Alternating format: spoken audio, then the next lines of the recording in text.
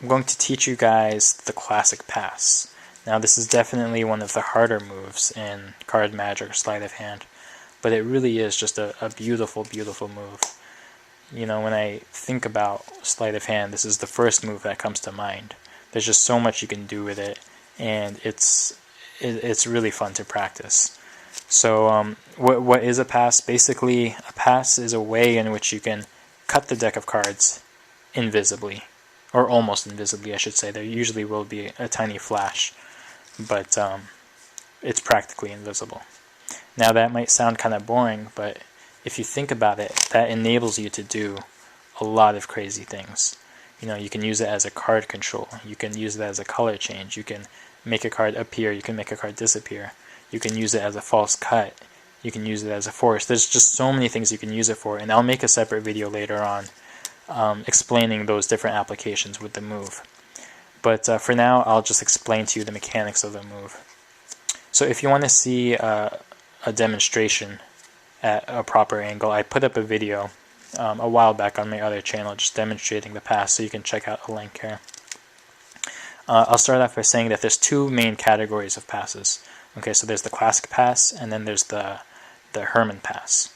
Okay, and then there's lots of different variations within those categories. So when you hear things like riffle pass, jiggle pass, dribble pass, invisible pass, all of these are just very tiny variations on the classic pass. Okay, some of them, you know, they don't even justify their own name. I don't know why we have all these different names of passes, but they're all the classic pass. And I'll go over the tiny variations later on.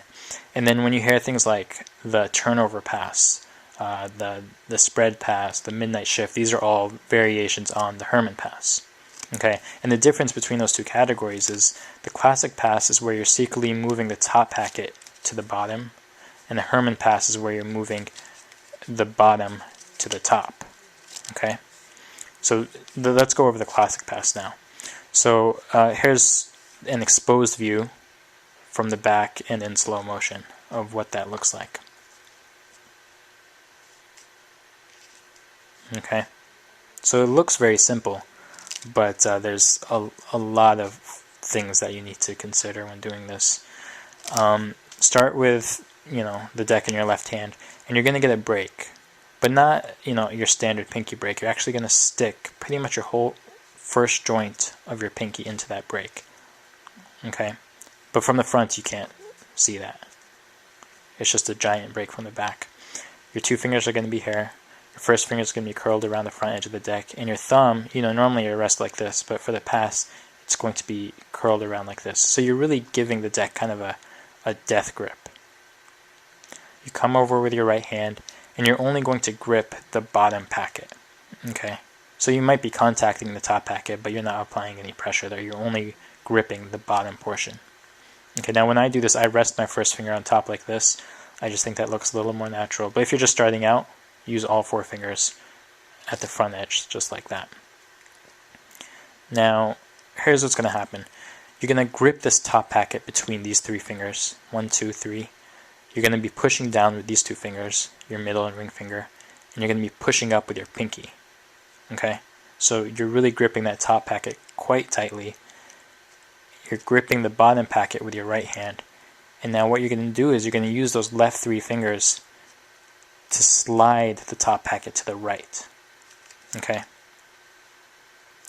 And as you slide to the right, you're also going to pivot it so that it becomes perpendicular with that bottom packet. Okay? So slide to the right. Once you hit this point, you're going to start tilting it vertically, and you'll end up in this position.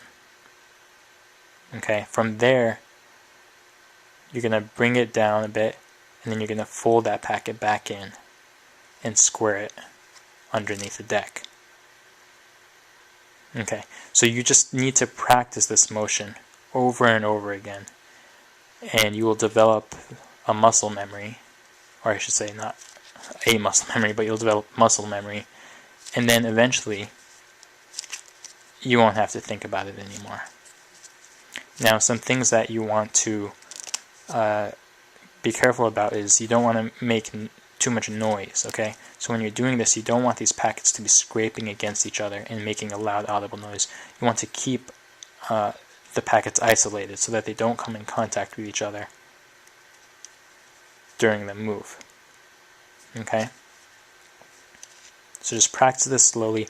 Now, a common misconception is that the faster the pass, the better it is. That's not true. Speed can make a pass better, that's for sure, but the more important thing is smoothness. Okay, so when you do your pass, you want to do it smoothly, no hesitation, and don't tense up. You know, some people I see when they do a pass, you know, they'll be, you know, doing whatever, and then when it comes time to do the pass, they really tense up, and you can see it in their whole body language, and then you know exactly when the pass happens. So just do it naturally, be loose, and just, you know, do it smoothly, right? That's much more important than doing it quickly. Over time, you will develop speed, but I wouldn't be too worried about that at this point. Okay, now let's talk about the tiny variations in the classic pass. So once you're at this point, this is where the variations come into play. So the classic pass is where you just square under like that and you're done. The riffle pass is where once you're in this position, you're just riffling this top packet down like this.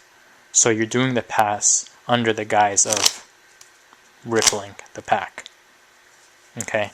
The dribble pass is where once you're in this position, you just dribble the cards. Okay.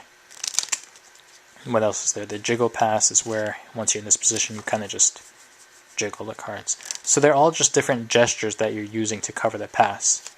For now, I mean, if you're just starting, just do the classic pass. Don't even worry about those squaring actions. Just get this motion down, and then you can add one of those in later on. Personally, what I do is, it's kind of a hybrid between a riffle pass and a dribble pass. I do this.